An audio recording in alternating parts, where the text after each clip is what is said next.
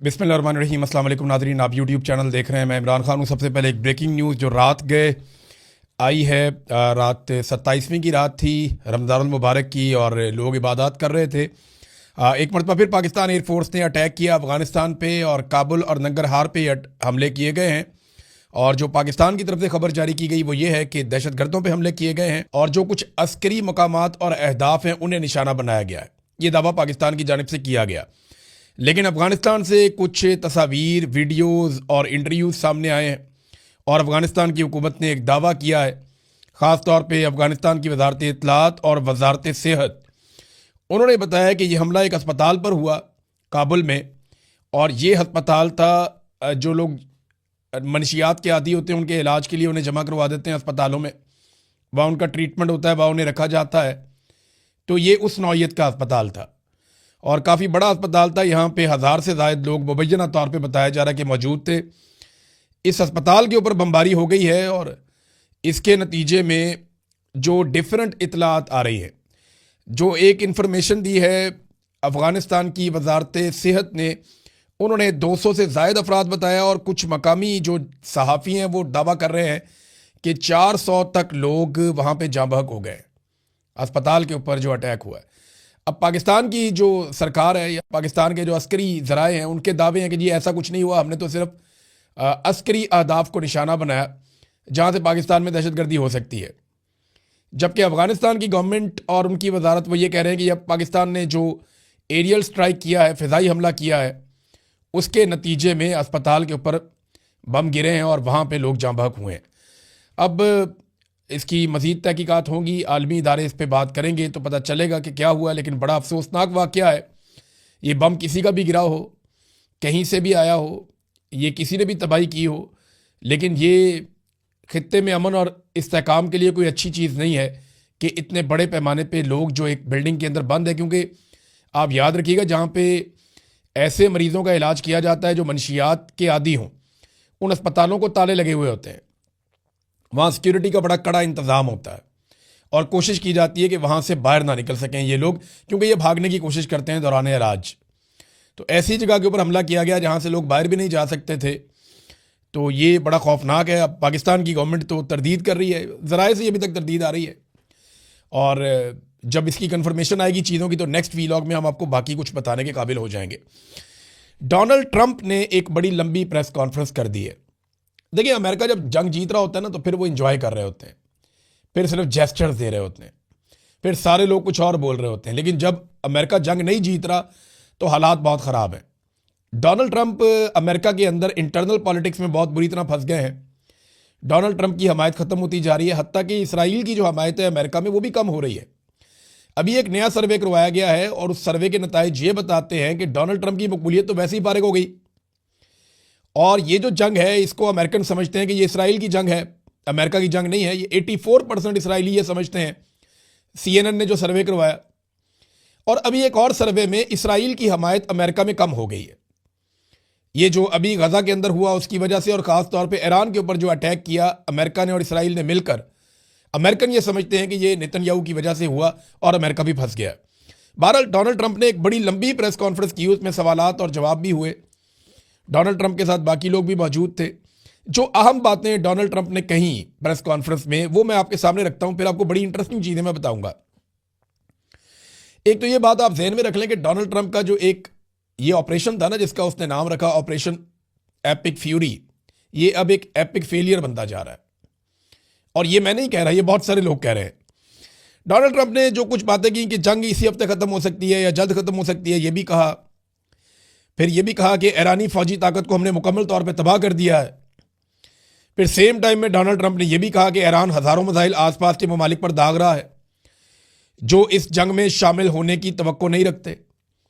यानी Donald Trump का ना CNN ने एक क्लिप जारी किया जिसमें एक ही प्रेस कॉन्फ्रेंस में डोनाल्ड ट्रंप चंद मिनट पहले कोई और बात कर रहा है, चंद मिनट बाद कोई और बात कर रहा है।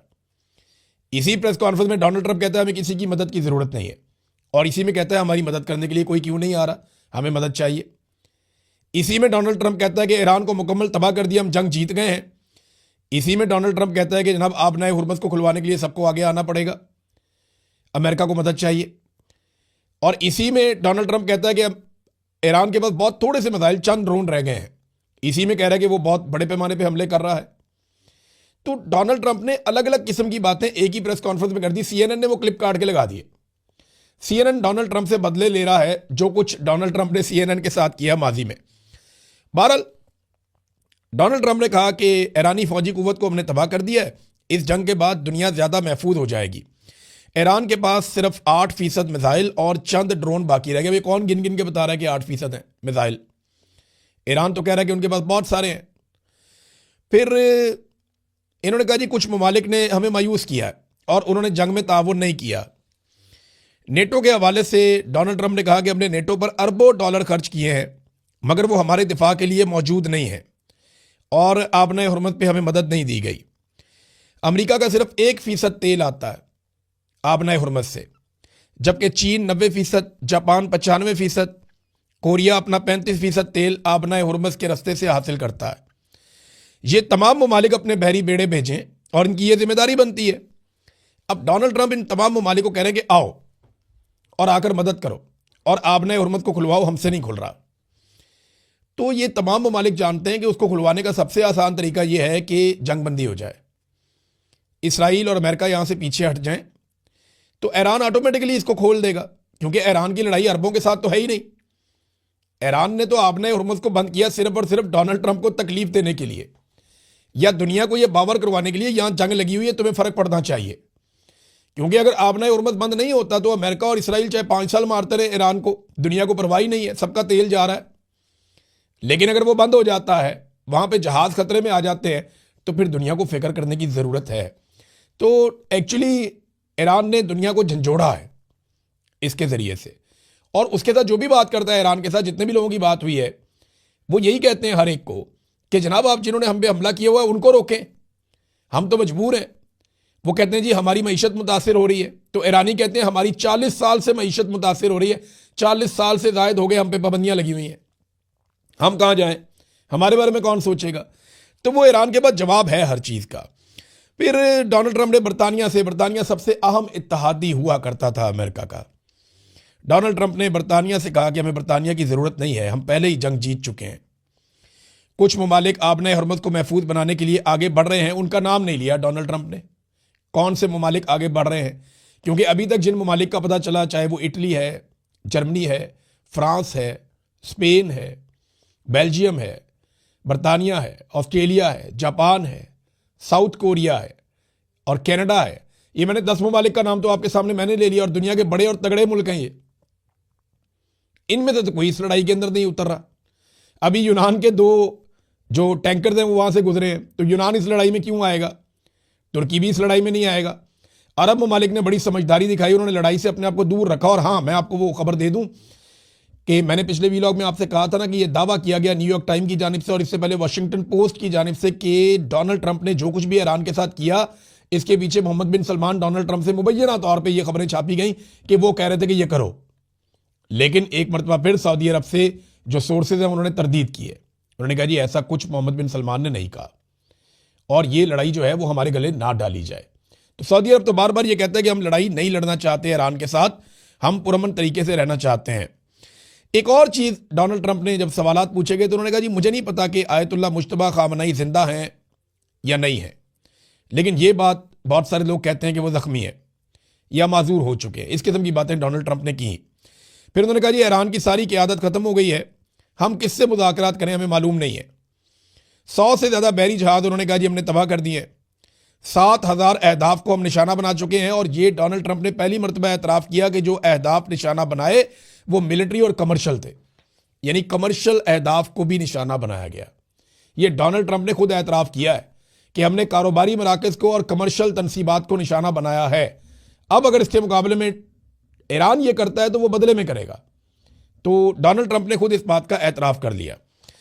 नाज़रीन, एक और बड़ी इंपॉर्टेंट चीज़ है, लेकिन डोनाल्ड ट्रंप के स्टेटमेंट के बाद मैं आपको बताता हूँ। डोनाल्ड ट्रंप ने कहा जी कि पीर के दिन हमने 3 ऐसे अहदाफ को निशाना बनाया जहाँ ड्रोन और मिसाइल बनाए जाते हैं।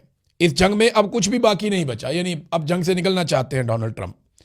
समंदर में जो बारूदी सुरंगें हैं उसके बारे में उन्होंने कहा जी हमें मालूम नहीं है, लेकिन ये काम करने वाले 30 जहाज़ हमने डबो दिए हैं पानी के अंदर। फिर उन्होंने यूरोप को डराया डोनाल्ड ट्रंप ने कि पुतिन सिर्फ अमेरिका से डरता है और नेटो सिर्फ अमेरिका है। यूरोप से पुतिन बिल्कुल नहीं डरता। ये बात डोनाल्ड ट्रंप ने की है। अब यूरोप को सोचना पड़ेगा कि वो अमेरिका और रशिया की सर जंग के अंदर हमेशा से अपना झुकाव अमेरिका की तरफ रखते रहे। अगर वो रशिया के साथ ताल्लुकात बनाएं और रशिया के साथ एक मुआहदा करेंगे, रशिया इस लिमिट से आगे नहीं आएगा, तो क्या ये एक नए दौर का आगाज नहीं हो सकता? इस बारे में यहां पे ना एक बेल्जियम के प्राइम मिनिस्टर ने, क्योंकि जब डोनाल्ड ट्रंप की मुखालफत शुरू हुई थी ना, तो सबसे पहले जो स्टेटमेंट दिया था वो बेल्जियम के प्राइम मिनिस्टर ने दिया था। जब स्पेन के प्राइम मिनिस्टर ने बात की, उससे भी पहले बेल्जियम के प्राइम मिनिस्टर ने बात की थी, हमें रूस के साथ ताल्लुकात को मामूल पर लाना और सस्ती तवानाई तक दोबारा रसाई हासिल करना चाहिए। यही अक्लमंदी है। निजी तौर पर यूरोपीय रहनुमा मुझसे मुत्तफिक है, यानी जाती तौर पे बात करते हैं तो यूरोपीय रहनुमा कहते हैं ठीक है बात, लेकिन कोई भी इसे बुलंद आवाज में कहने की जरूरत नहीं करता। हमें यूरोप के मफाद में रूस के साथ अपने तनाज़ात खत्म करने चाहिए। बेल्जियम के वजीर आजम बार्ट व्यू का बयान। अब ये देखें ना, अगर तो रशिया के साथ ताल्लुकात यूरोप अपने नॉर्मल कर देता है तो यूरोप की तो लड़ाई खत्म हो जाएगी। यूरोप की रशिया के अलावा दुनिया में किसी से लड़ाई नहीं है। यूरोप तो फिर अमेरिका से भी धंधा कर सकता है, चीन के साथ भी और रशिया के साथ भी, और एशिया के साथ भी और अफ्रीका के साथ भी। यूरोप की तो मौजें हैं, उनकी तो लड़ाई नहीं किसी के साथ, आपस में वो लड़ते नहीं है। उन्होंने अपना एक इक्वेशन बनाया हुआ है, अपनी यूरोपीय यूनियन बनाई हुई है। लिहाजा अमेरिका और रशिया की सर जंग में यूरोप बीच में पिस रहा था। अब यूरोप में यह आइडिया आना शुरू हो गया है, देखते हैं इसका क्या होता है, हम इस पर नजर रखेंगे। फिर डोनाल्ड ट्रंप ने कहा जी कि हमने ईरान को मुकम्मल तौर पर टिकाने लगा दिया है। अब दीगर ममालिक को चाहिए कि वो आएँ और आबनाए हुर्मुज़ को खुलवाएं। सवाल यह है कि अगर टिकाने लगा दिया है तो फिर आबनाए हुर्मुज़ खुल क्यों नहीं रही? आप बड़े आराम से खुलवा सकते हैं। डोनाल्ड ट्रंप ने एक और बात का एतराफ़ भी किया कि ईरान एक अजीम ताकत है। हम तवक्को नहीं कर रहे थे कि वो मशरिक़ वस्ता में ममालिक पर हमला कर देंगे, उन्होंने हमें हैरान कर दिया। तो डोनाल्ड ट्रंप को ये मानना पड़ा कि वाकई में एक बड़ी ताकत है ईरान, और ईरानियों का जवाब तगड़ा है। अच्छा, इसमें ना एक ईरान ने चैलेंज किया है डोनाल्ड ट्रंप को, मैं लगे हाथों आपको बता दूं। ईरानी गवर्नमेंट ने कहा है कि अगर डोनाल्ड ट्रंप का दावा सच्चा है कि हमारी सारी की सारी बैरियां तबाह हो गई है और उन्होंने सारे जहाज डबो दिए हैं, तो फिर वो हमारे पानियों में आ जाए ना, फिर आबना हुर्मुज़ पे पहुंच जाए अपनी बैरिया लेकर। डोनाल्ड ट्रंप फिर इधर आते क्यों नहीं है? ये उन्होंने चैलेंज किया है। डोनाल्ड ट्रंप के पास इसका कोई जवाब नहीं है। डोनाल्ड ट्रंप बाकी दुनिया को कह रहा है कि मेरे साथ चलो, आबना हुर्मुज़ को खुलवाओ, मैं नहीं वहां जाता। अपने बहरी बेड़े उन्होंने बहुत पीछे भिजवा दिए, जबकि यूरोप और बाकी मुल्क ये कह रहे हैं कि अमेरिका का इतना ताकतवर बहरी बेड़ा जो है, इतनी बड़ी बहरिया, वो ये नहीं खुलवा पा रही, तो हम वहाँ जाके क्या करेंगे? फिर उन्होंने कहा जी जापान में हमारे 45,000 फौजी हैं, जनूबी कोरिया में 45,000 फौजी हैं, जर्मनी में हमारे 50,000 फौजी हैं। हम इन मुल्कों का दिफा करते हैं और वो इस जंग में साथ नहीं देना चाहते। ये ममालिक जनाब अमेरिका को अरबों डॉलर देते हैं और अमेरिका के फ़ायदे के लिए बहुत काम करते हैं। जापान की अपनी कोई ऐसी फौज नहीं है। जापान अमेरिका को बहुत पैसा देता है अपने तहफ़्फ़ुज़ के लिए, अपने दिफा के लिए, और बाकी ममालिक भी देते हैं। इसी तरह ये अरबों से तो बेशुमार पैसा लिया है अमेरिका ने, बेशुमार पैसा कमाया अरबों से अमेरिका ने, और वहाँ पे अड्डे भी बनाए। लेकिन जब अरबों के ऊपर मुश्किल वक्त आया तो वो अड्डे अरबों के काम नहीं आए। अब सवाल ये पैदा होता, और अरबों ने खुद देखा अमेरिकन को भागते हुए, अमेरिकन को वहाँ से निकलते हुए। ये अरबों के लिए बहुत हैरान कुन बात थी, और इस बात ने पूरी दुनिया को हिलाकर रख दिया है कि क्या हम अमेरिका पे इन्हिसार कर सकते हैं अपनी हिफाजत के लिए? क्या अमेरिका हमारी हिफाजत करेगा मुश्किल वक्त आने पर? यह सवाल आज पूरी दुनिया के दिमाग में है, और शायद इसीलिए ममालिक अब अपने अपने दिफा के बारे में अलग तरीके से सोच रहे हैं। दुनिया जो है वो करवट ले रही है, ये तब्दीली आएगी, आप देखिएगा 8-10 साल के अंदर बहुत सारी चीज़ें बदल जाएंगी। एक और सवाल उठाया जा रहा है पूरी दुनिया में कि जिस अमेरिका और इसराइल का ये हाल ईरान ने कर दिया है, अगर कहीं इस अमेरिका और इसराइल की लड़ाई रूस के साथ या चाइना के साथ हो गई तो इनका क्या बनेगा? ये सोच के ही जो है वो अमेरिकन को खौफ आना चाहिए कि जब ईरान के सामने इतनी बुरी तरह एक्सपोज हो गए इन हथियारों के साथ और इस वॉर स्ट्रेटजी के साथ और ऐसी लीडरशिप के साथ, तो फिर रशिया या चाइना के साथ बराह रास्त पंगा हो गया तो फिर बनेगा क्या? अब इसराइल की हालत ये हो चुकी है कि उनके इंटरसेप्टर्स तकरीबन बढ़ चुके हैं, फारग ही हो गए हैं। अब इसराइल के अंदर कोई ऐसा निज़ाम मौजूद नहीं है जो ईरानी मिसाइल आए और उनको रोके। शुरू में जो वीडियोज हम देखते थे उनमें से 90% मिसाइलों को इसराइली हवा में तबाह कर देते थे। फिर ये शरह कम करते करते 70%, 40% तक आ गई। अब हम ये देख रहे हैं कि अगर 10 मिसाइल आते हैं तो उनमें से 1 या 2 को इसराइल रोक पाता है, बाकी जाकर इसराइली इमारतों के साथ टकराते हैं। ये बड़ी खौफनाक सिचुएशन है इसराइल के अंदर, और इसी वजह से आपको नेतन्याहू कहीं पे दिखाई भी नहीं दे रहा। एक नादरीन मुसलमानों के नाम ख़त लिखा है, और ना सिर्फ मुसलमानों के नाम बल्कि इस्लामी ममालिक के नाम एक ख़त लिखा है अली लारंजानी ने। ये ईरान की जानिब से इन्होंने 6 नकात लिखे हैं सारे मुसलमान ममालिक को। मैं एज इट इज़ आपको पढ़ के सुनाता हूँ और आप खुद ही फैसला कर सकते हैं। इन्होंने नंबर 1 पॉइंट लिखा कि ईरान पर अमेरिका और सेहूनी साजिश के तहत धोखे से हमला किया गया, वो भी मुज़ाकरात के दौरान, जिसका मकसद ईरान को तोड़ना था। इस जारहियत में इस्लामी इनकलाब के एक अजीम रहनुमा समेत बहुत से शहरी और फौजी कमांडर शहीद हुए, मगर हमलावरों को ईरानी अवाम की शदीद कौमी और इस्लामी मुज़ाहमत का सामना करना पड़ा। नंबर 2, आप जानते हैं कि सवाए चंद ममालिक के महदूद सियासी मौक़िफ़ के कोई इस्लामी रियासत ईरानी अवाम के साथ ना खड़ी हुई, फिर भी ईरानी अवाम ने अपने मजबूत इरादे से हमला करने वालों को दबा दिया है। अब वो इस घेरे से निकलने के रास्ते भी नहीं ढूंढ पा रहे। शिकवा किया कि हमारे साथ खड़ा नहीं हुआ कोई, चंद लोग खड़े हुए सिर्फ, और वो भी ज़बानी कलामी सियासी अंदाज में खड़े हुए। नंबर 3, ईरान बड़े शैतान यानी अमेरिका और छोटे शैतान यानी इसराइल के खिलाफ मुज़ाहमत का रास्ता जारी रखे हुए है, मगर क्या बाज़ इस्लामी हुकूमतों का रवैया नबी अकरम सल्लल्लाहु अलैहि वसल्लम के इस फरमान से मुतसादम नहीं है कि जो शख्स ए मुसलमानों की आवाज़ सुने और जवाब ना दे वो मुसलमान नहीं है। ये कौन सा इस्लाम है? चौथा नुक्ता जो उन्होंने पूछा वो ये कि कुछ ममालिक तो आगे बढ़कर ईरान को दुश्मन करार दे रहे हैं, सिर्फ इसलिए कि ईरान ने अपने इलाके में मौजूद अमरीकी अड्डों और अमरीकी और इसराइली मफादात को निशाना बनाया। क्या ईरान चुपचाप बैठ जाए जब आपके ममालिक में अमरीकी अड्डे ईरान पर हमलों के लिए इस्तेमाल हो रहे हों? यह महज बहाना है। आज मुकाबला अमरीका और इसराइल के एक जानिब और ईरान और मुज़ाहमती कुव्वतों के दूसरी जानिब है। आप किस तरफ खड़े हैं? ये सवाल उन्होंने पूछा। सादी सी बात है, वो कहते हैं जी अड्डे जब बनाए अपने मुल्कों के अंदर, वहां से ईरान पे अटैक होगा तो ईरान वापस अड्डों पे अटैक करेगा। ये उन मुल्कों पे अटैक नहीं है। मुकाबला इसराइल और अमेरिका में और दूसरी जानिब ईरान के अंदर है। आप किसके साथ खड़े? सवाल ये पैदा होता है। फिर 5वां नुक्ता जो उन्होंने बयान किया अपने लेटर में, इस्लामी दुनिया के मुस्तकबिल पर गौर करें। आप जानते हैं कि अमेरिका आपका वफादार नहीं है और इसराइल आपका दुश्मन है। एक लम्हे ठहरें, आप अपने पर और खित्ते के मुस्तकबिल पर गौर करें। ईरान आपके साथ मुखलिस है, वो आप पर गलबा नहीं चाहता। यानी ईरान यहाँ कब्जा नहीं करना चाहता, ईरान यहाँ पे कोई एक्सटेंशन नहीं करना चाह रहा, कोई एक्सपेंशन का प्लान नहीं है, वो इसराइल का है।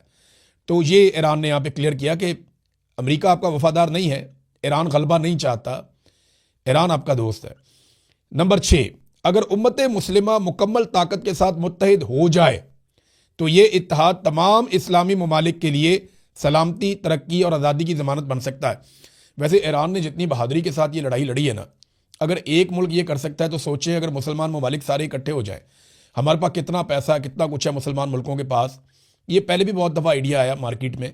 तो इंसानियत के नाम पर इकट्ठे हो जाएँ, खाली मुसलमान मुल्क नहीं, बाकी ममालिक भी इकट्ठे हो जाएं साथ में। जो रीजन है वो सारा इकट्ठा हो जाए। जैसे यूरोपीय यूनियन है, वो सब इकट्ठे रहते हैं। अगर ये रीजन भी इकट्ठा हो जाए और आपस में मुआहदा कर लें कि हम आपस में कभी नहीं लड़ेंगे, हम तरक्की करेंगे, तामीर करेंगे, गरीबों को फ़ायदा देंगे, अपने लोगों को अपलिफ्ट करेंगे, अगर ये सारे मुल्क मिलकर फैसला कर ले और ये खून रेजी बंद हो जाए तो चंद जर्नैलों की दिहाड़ियाँ तो ख़त्म हो जाएंगी, चंद पागल ज़हनी मरीजों का काम तो बंद हो जाएगा। लेकिन इस खित्ते के जो करोड़ों लोग हैं, बहुत बड़ी तादाद में अरबों लोग हैं बल्कि, उन सब का मुस्तकबिल बन जाएगा। नाज़रीन, आखिर में मैं एक तबसरा पढ़ रहा था एक नौजवान का, और उन्होंने बड़ी मज़ेदार चीज़ लिखी। उन्होंने कहा जी कि ईरान इतनी शानदार लड़ाई लड़ रहा है, कौन सा जर्नैल है, किसी का नाम आया सामने, कोई गाना शाना निकाला हो उनके ISPR ने, या उनके जर्नैलों को हीरो बनाया गया हो? नहीं, वो ईरानी कौम को हीरो बना रहे हैं, ईरानी कौम के मुंतखब नुमाइंदों को हीरो बना रहे हैं, अवामी नुमाइंदों को। और वो ईरान की बात करते हैं, ईरानी अवाम की बात करते हैं। वो किसी एक जर्नैल की, किसी एक को हीरो बनाने की बात नहीं करते। तो उनकी सोच के अंदर बड़ी आज़ादी है। वहाँ पे देखें ना, 2 ही लोग सामने आ रहे हैं, दोनों फौजी नहीं हैं, अब्बास इराकची और अली रंजानी, ये दोनों लोग सामने आ रहे हैं। तो ये चीज़ भी हमें सीखनी पड़ेगी ईरान से कि बड़ी से बड़ी लड़ाई भी आप लड़ें तो कौम को खड़े होना होता है। आप इक्का दुक्का को उठा के हीरो नहीं बना सकते। अब तक के लिए इतने, अपना ख्याल रखिएगा, अपने चैनल का भी। अल्लाह हाफ़िज़।